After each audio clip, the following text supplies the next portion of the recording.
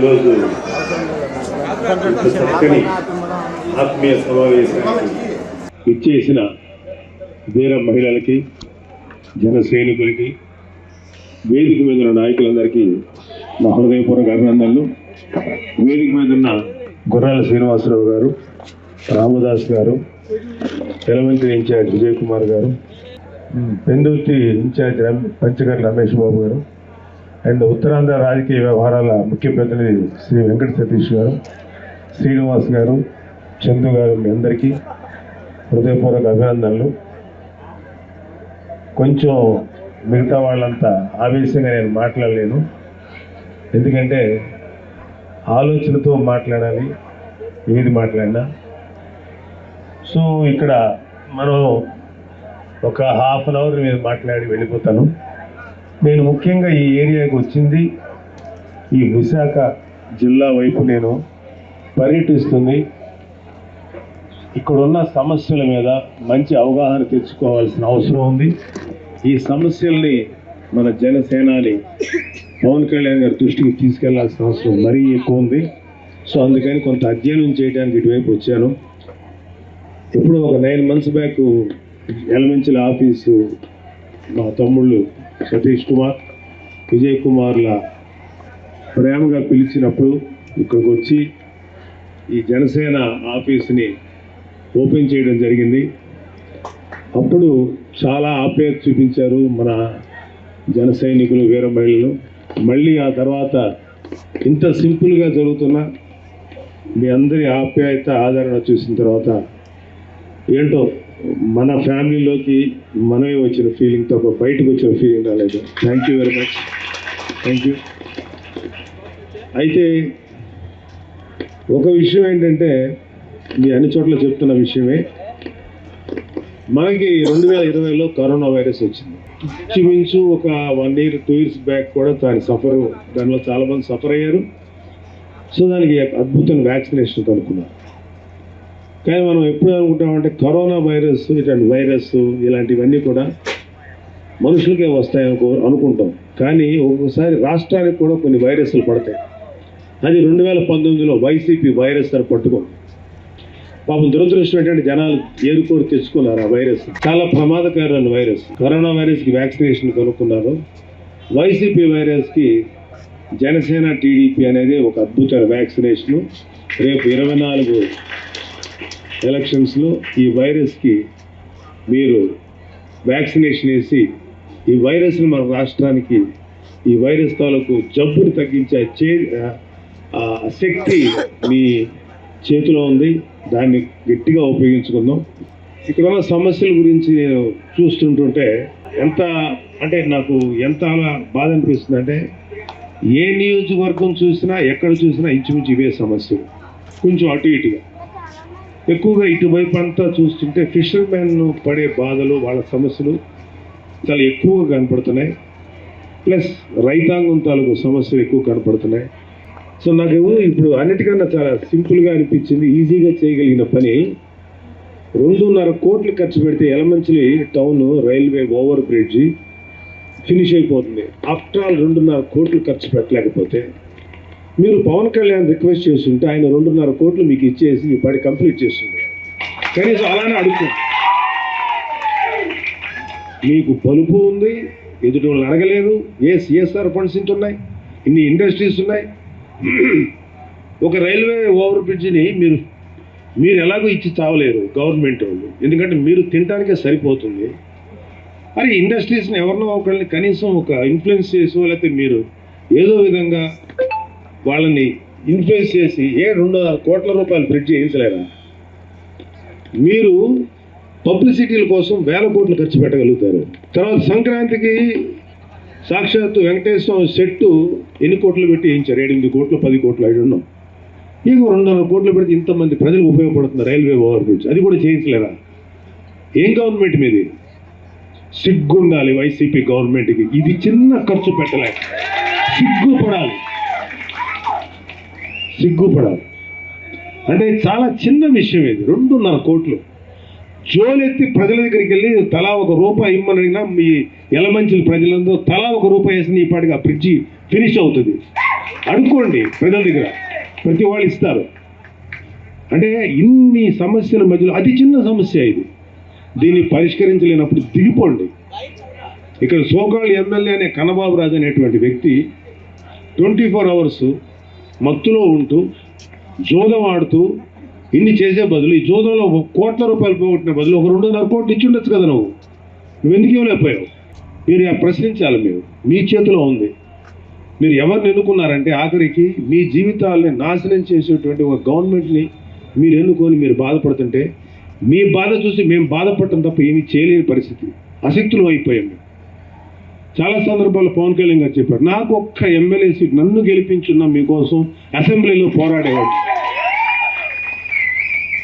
2 చోట్ల గాజువాకలో నిలబడ్డా, భీమవరం నిలబడ్డా, గెలిపించలేదు.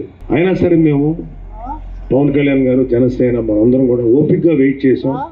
మళ్ళీ పోరాడతాం. ఇంకొక 25 సంవత్సరాలు పోరాడటానికి ఆయన సంసిద్ధుడుగా ఉన్నాడు. మిమ్మల్ని దించేదాకా పోరాడతాడు. ఎంతో అక్కర్లా రేపొద్దున 2024లో జనసేన టీడీపీ అలయన్స్తో మిమ్మల్ని గద్దె దించి కూర్చోపెట్టి మీకు తిరుగులేని విధంగా పాఠం చెప్తానికి, గుణపాఠం చెప్తానికి మేము సిద్ధంగా ఉన్నాం. ఈ స్టేజ్ మీద ప్రతి ఒక్కరు రెడీగా ఉన్నాం.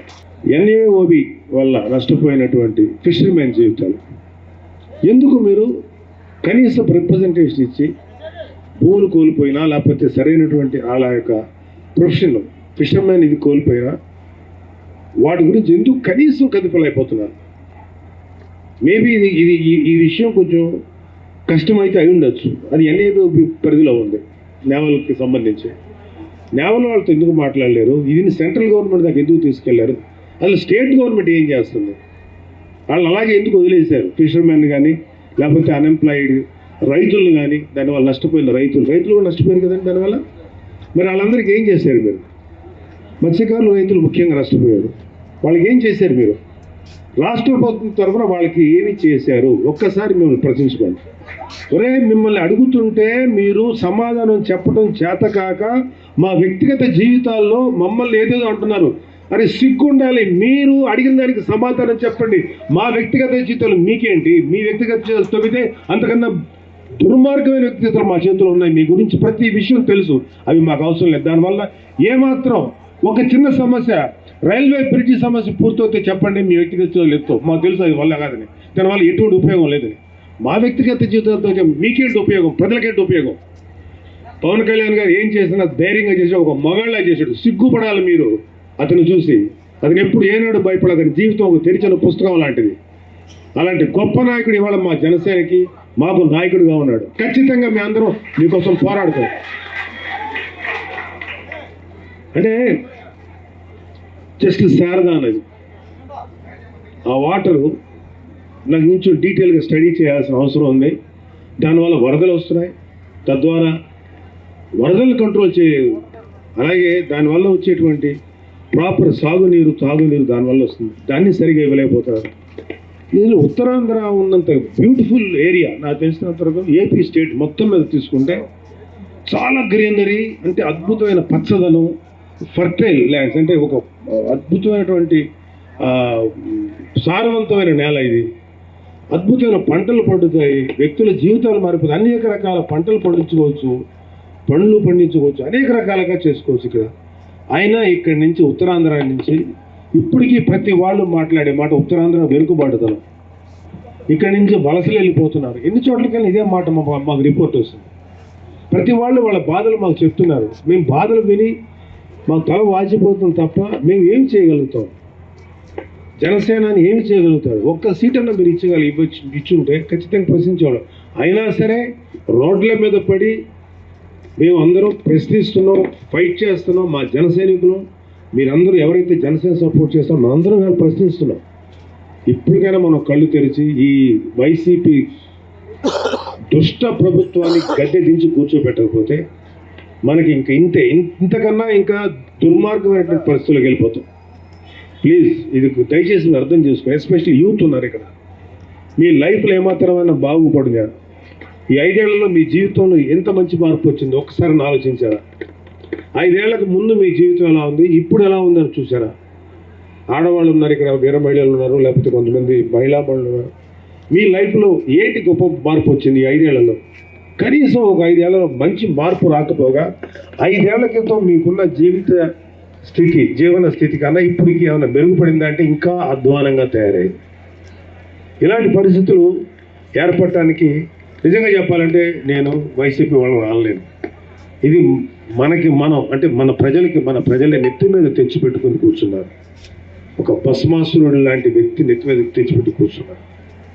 ఖచ్చితంగా దీనికి ఒక సొల్యూషన్ దొరుకుతుంది. రేపు వచ్చేదిగా 2024లోనే వస్తుంది. 24 ఎలక్షన్కి అదే సొల్యూషన్ దొరుకుతుంది మనకి. మీరేమి వర్రీ అవ్వకండి.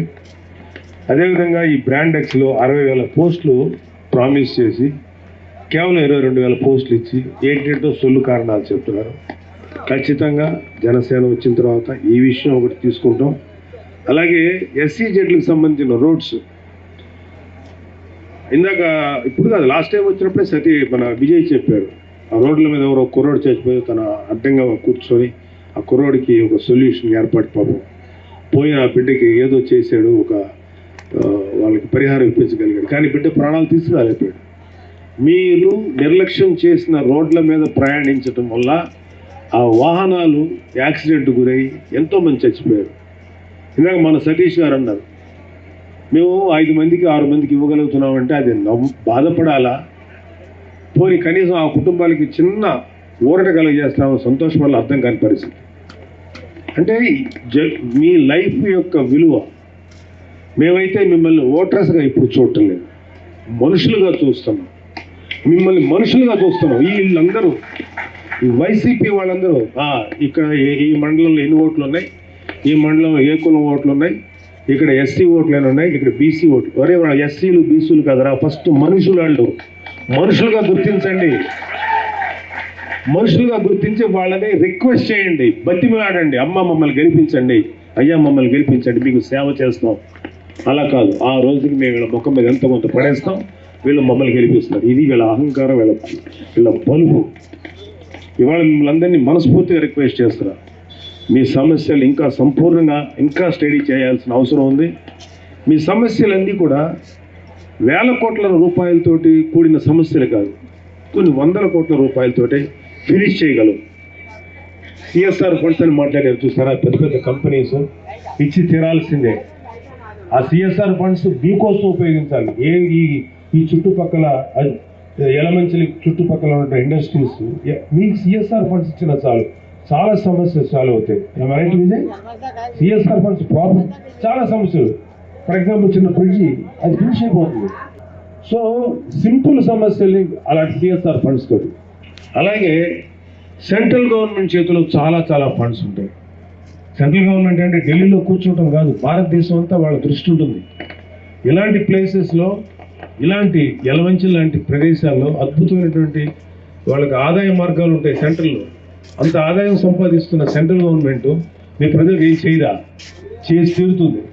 ఇక్కడి నుంచి ఎంపీ ఎవరైతే ఉన్నారో అతను ఆమె కరెక్ట్గా రిప్రజెంట్ చేయాలి. మన ఎంపీలంతా ఎట్లా ఉంటారంటే ఢిల్లీలో కూర్చుంటారు, సాయంత్రం అయితే హ్యాపీగా ఎంజాయ్ చేస్తుంటారు. అలాగే పొద్దునైతే సొల్లు కబుర్లు చెప్తుంటారు. ఎంతసేపటికి సినిమా వాళ్ళు ఎంత సంపాదించారని చెప్పేటువంటి విజయసాయిరెడ్డి ఒకడు, నాకు సరిగ్గా నా ఫోటో సరిగా రావట్లేదు, నాది వినయల్స్లో సరిగా పడట్లేదు అని చెప్పి ఏడ్చేటవాడు ఇంకొక ఎంపీ ఉన్నాడు ఇక్కడ ఆంధ్రప్రదేశ్లో. దీనికోసం రా మీరు మిమ్మల్ని పంపించిందే సెంట్రల్ గవర్నమెంట్కి ఎంపీలుగా, రాజ్యసభ ఎంపీలుగా ఎందుకని మిమ్మల్ని పంపించింది? సినిమా వాళ్ళు ఎవరు యాక్ట్ చేస్తే ఏంటి, మీకేంటి సంబంధం? ప్రజలకు ఏం చేశారనే కదా మీరు ప్రశ్నించాలి. ఇన్ని సమస్యలు ఉన్నాయి మన ఆంధ్రప్రదేశ్కి. ఇప్పుడు ఒక ఎంపీఓ లేకపోతే ఎమ్మెల్యే ఉన్నాడంటే కేవలం ఆ ప్రాంతానికి కాదు, రాష్ట్రం మొత్తానికి ప్రతి ఎంపీ రిప్రజెంట్ చేయాలి. మన రాష్ట్రానికి కావాల్సిన అవసరాలు, నిధులు సెంట్రల్ గవర్నమెంట్ తెచ్చుకోవాలి. ఈ విషయంలో తమిళనాడు ఎంపీలకు ఉన్నంత నిబద్ధత మన ఆంధ్రప్రదేశ్ ఎంపీలకి లేదు. తెలంగాణ ఎంపీలకు ఉన్నంత ఒక పట్టుదల, ఫీలింగు మన ఆంధ్రప్రదేశ్ ఎంపీలకు లేదు. ఎందుకంటే ఇక్కడ ప్రజలు ఏం మాట్లాడరు, తెలుగు వాళ్ళు చాలా నిశ్శబ్దంగా ఉంటారు, మంచి వాళ్ళు. అందులో ఉత్తరాంధ్ర ప్రజలతో ఇంకా అమాయకులు. వీళ్ళని ఎలాగైనా దోచుకోవచ్చు, వీళ్ళని ఎలాగైనా ఆడుకోవచ్చు, వీళ్ళ దగ్గర నుంచి ఏమైనా చేయొచ్చు. ఇక్కడ ఎంత పొల్యూషన్ అయినా, ఇక గ్రామాల్ని ఎంతైనా మనం దోచుకోవచ్చు. మనం వదిలే దరిద్రం ఎంత, పొల్యూషన్ అంతా వాళ్ళ బతుకుల్లో సర్వనాశనం అయిపోయినా మనకేం పర్లేదు. వాళ్ళకి ఎటువంటి వైద్యశాలలు అక్కర్లేదు, ఎటువంటి హాస్పిటల్ ఫెసిలిటీ అక్కర్లా. ఇక్కడి నుంచి దగ్గరగా వెళ్ళాలంటే ఎంతసేపు పడుతుంది విజయ్? ఒక చోట నుంచి ఒక హార్ట్ అటాక్ వచ్చిన వ్యక్తి వెళ్ళాలంటే ఇక్కడి నుంచి ఏదైనా ఊరికి ఎంతసేపు? 2 గంటలు. ఈ 2 గంటల సమయం అవి magical hours all whatever valuable మినిట్స్ని పోగొట్టుకుంటే 2 గంటలు ప్రయాణించాలి. ఎలమంచిలో గోల్డెన్ అవర్ 2 గంటలు ప్రయాణించాలంటే సిగ్గుండాలి. మీకు కనీసం ఒక 10 నిమిషాల దూరంలో ఒక మంచి హాస్పిటల్ ఉండాలి. ఇవన్నీ మన దృష్టిలో ఉన్నాయి. మాకు చాలా బాధ అనిపించింది ఏంటంటే, ఏమిటి ఇది కూడా చేయలేదు ఆయన. ఈ చిన్న చిన్న సమస్యలను అడ్రస్ చేయలేకపోతే అసలు వీళ్ళని ఈ రాజకీయ నాయకులు హూఎవర్ మనల్ని పరిపాలించిన వాళ్ళు ఏంటి మీరు ఇంకెందుకు ఉంది ఇక్కడ? ఏం చేద్దాం ఉన్నారు మీరు? నాకు చాలా చాలా చాలా ఫ్రస్ట్రేషన్ అనే విషయం. అది ఇక్కడ ఉన్నంత అద్భుతమైన శారద అనేది మీకు ఉంది. తాగునీటి సమస్య ఇక్కడ ఫీల్ అవటం అంటే సిగ్గుపడాలి. అరబ్ లాంటి దేశాలు ఉన్నాయి, ఇసుక ప్రాంతం తప్ప ఏం కాదు. అక్కడ లేదు సమస్య, తాగునీటి సమస్య. అన్ని చోట్ల అద్భుతమైన జీవనదులు ఉన్న మన ఆంధ్రప్రదేశ్లో తాగునీటి సమస్య ఉంది. ఇది కేవలం ప్రభుత్వాల తప్పిదమే. ఈ ఒక్కసారికి మీరు ఖచ్చితంగా జనసేనకు అండగా నిలబడండి. జనసేన టీడీపీ అలయన్స్కి మీ సంపూర్ణమైన మద్దతు తెలియజేయండి. మనం రాబోయే ఎలక్షన్లో మంచి మార్పు తీసుకుందాం. మంచి నాయకుడిని మన నాయకుడు పవన్ కళ్యాణ్ గారు మీకు అందిస్తారు మీ ఏరియాకి. ఆ వ్యక్తికి మీ సంపూర్ణమైన మద్దతు సహకారం ఇవ్వండి. మీ అందరి జీవితాల్లో మంచి మార్పు తీసుకురావాలని మనస్ఫూర్తిగా కోరుకుంటున్న వ్యక్తిని నేను. ఇంకా అధ్యయనం చేస్తానమ్మా మీ అందరి గురించి. మీ సమస్యల గురించి ఇంకా స్టడీ చేస్తాను, ఇంకా నేర్చుకుంటాను, ఇంకా తెలుసుకుంటాను. నా సాయశక్తులు నాకు ఎంతవరకు వీలైతే నా ద్వారా మీకు ఏం ఉపయోగపడుతుంది, తద్వారా మన ప్రెసిడెంట్కి ఎంతవరకు దీన్ని చేరవేసి ఆయన ద్వారా ఏం సాయం మీకు ఇవ్వాలనేది మనస్ఫూర్తిగా నేను ప్రయత్నం చేస్తాను. Thank you very much. జై జనసేన, జై హింద్.